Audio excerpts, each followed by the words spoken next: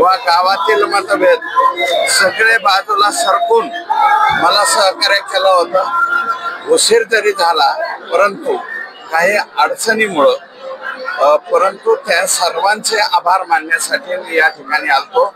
सगळ्यांचे आभार मान। काय सांगाल संतोष देशमुख प्रकरणामध्ये इतका दीर्घाई का होते?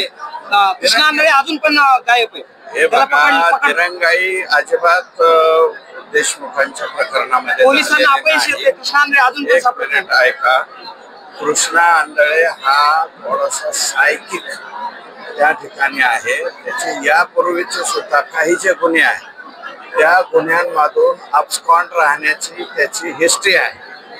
तरी सुद्धा SITची जी आमची टीम आहे ती टीम त्याच्या मागावरती आहे। कारण हा बीड पोलिसांचा विषय नाही, हा SITचा विषय आहे। SIT त्याच्या मागावरती आहे, तो लवकरात लवकर सापडेल असं मला महादेव मुंडे महादेव मुंडे प्रकरणामध्ये सुद्धा अपयश येते का पोलिसांना? सापडतील। आता अतिशय योग्य व्यक्तीची त्या ठिकाणी SIT प्रमुखपदी निवड झालेली आहे। त्याच्यामुळं ते 100% महादेव मुंडेचे आणि महादेव मुंडेचे आरोपी जे आहे ते जवळपास माझं मत असं आहे की यापूर्वीचे सुद्धा तपासी अधिकारी त्यांच्या जवळपास गेले होते, परंतु त्यावेळेस त्यांच्या बदल्या करण्यात आल्या होत्या। आता जे आहे आता कोणाची बदली होणार नाही।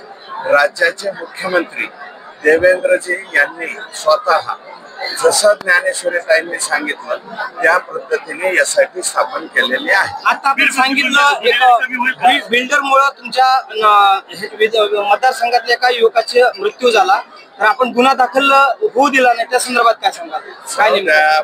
थोड्याशा अडचणी असतात, आमच्या इकडचे लोक पोट भरायला येतात, परंतु असा त्यांनी अन्याय करू नये।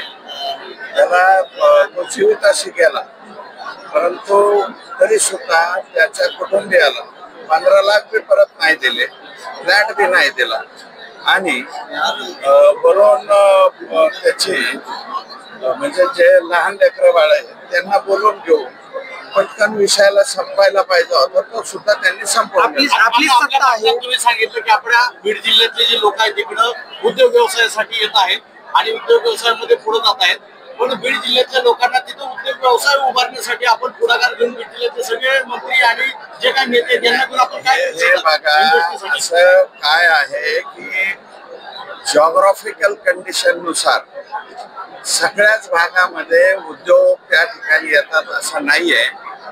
आमच्या मराठवाड्यामध्येच, बीड जिल्ह्यातच नाही, मुळात मराठवाड्यामध्येच इंडस्ट्री जी आहे ती कमी आहे।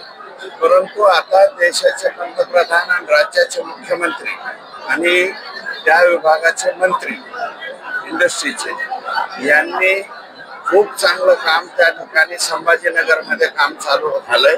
कॉरिडॉरमुळं आता लाखो लोकांना रोजगार हा मराठवाड्यातल्या संभाजीनगरामध्ये सुद्धा त्या ठिकाणी मिळेल। आता आपण भाषणामध्ये एक वाक्य वापरलेलं आहे की नागरिकांची मेडिकलच्या संदर्भामध्ये लूट होते, आपलीच सत्ता आहे, आपण आवाज उठवणार का?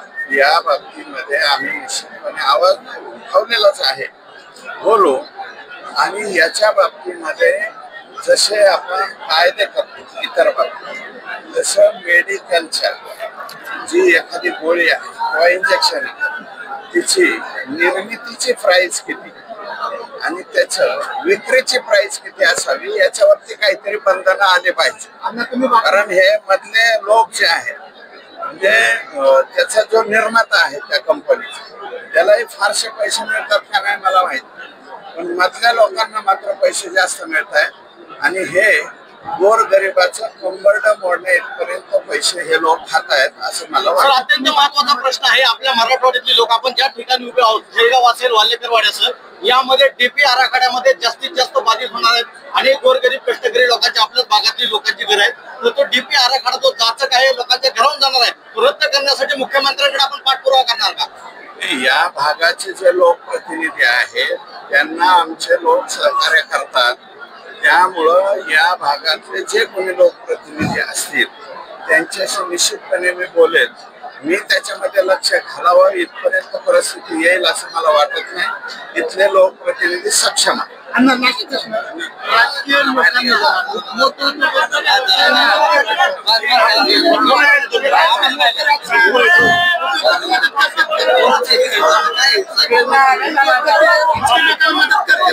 राजकीय मदत करतात, बाकीचे सगळे सर्वांना एकमेकाला सर्वच